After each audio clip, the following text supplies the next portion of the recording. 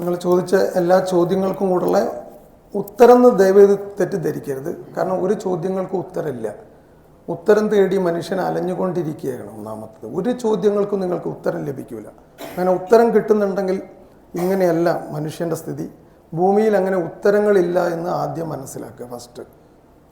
അപ്പോൾ ഇന്ദ്രിയങ്ങളുടെ അന്തർദർശനം സാധ്യമാവുന്നത് മനസ്സിൻ്റെ അന്തർദർശനത്തിലൂടെയാണ്. ഇതാണ് ഈ സബ്ജക്റ്റിൽ നമുക്കൊന്ന് കണ്ണൊഴിച്ച് പോവാം. ഞാൻ പറഞ്ഞത് മനസ്സിലായോ? നിങ്ങൾ തന്നെ എന്നോട് പറയണത് ഇന്ദ്രിയങ്ങളുടെ അന്തർദർശനം സാധ്യമാവുന്നത് മനസ്സിൻ്റെ അന്തർദർശനത്തിലൂടെയാണ്. എന്താണ് വാട്ട് ഈസ് മൈൻഡ്? എന്താണ് മനസ്സ്? ചിന്തകൾ, ധാരണകൾ, ആകാംക്ഷകൾ,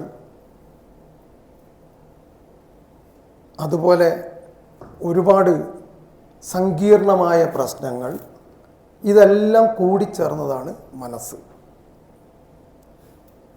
ഇന്ദ്രിയങ്ങളുടെ അന്തർദർശനം സാധ്യമാവണമെങ്കിൽ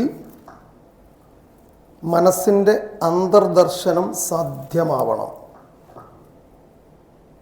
കാരണം മനസ്സ് എന്ന് പറയുന്നത് വളരെ സൂക്ഷ്മമാണ്. ഇതുവരെ ഒരു ശാസ്ത്രത്തിനും പൂർണ്ണമായി കണ്ടുപിടിക്കാൻ പറ്റാത്തതാണ്. അത് ചിന്തകൾ ഉൽപ്പാദിപ്പിക്കുന്നതാണ്, ചിന്തകളുടെ ശ്രേണിയാണ്, അത് വികാരങ്ങളുടെ ശ്രേണിയാണ്, അത് വലിയ സാധ്യതകൾ ഉണ്ടാക്കും. വലിയ സാധ്യതകളാണ് മനുഷ്യൻ്റെ മനസ്സിൽ, ഈ മനസ്സെന്ന് പറയുന്ന കാര്യം ഉണ്ടാക്കി തീർക്കുന്നത്. വലിയ ഓളങ്ങളാണ് ഉണ്ടാക്കി തീർക്കുന്നത്. അത് വല്ലാതെ ചിന്തിച്ച് കാട് കയറിയാൽ നമ്മളതിന് ഭ്രാന്ത് എന്ന് പറയും. തീരെ ചിന്തിക്കാത്ത അവസ്ഥയിലേക്ക് പൂർണ്ണമായും താഴുകയാണെങ്കിൽ അതിനും നമ്മൾ ഭ്രാന്ത് എന്ന് പറയും.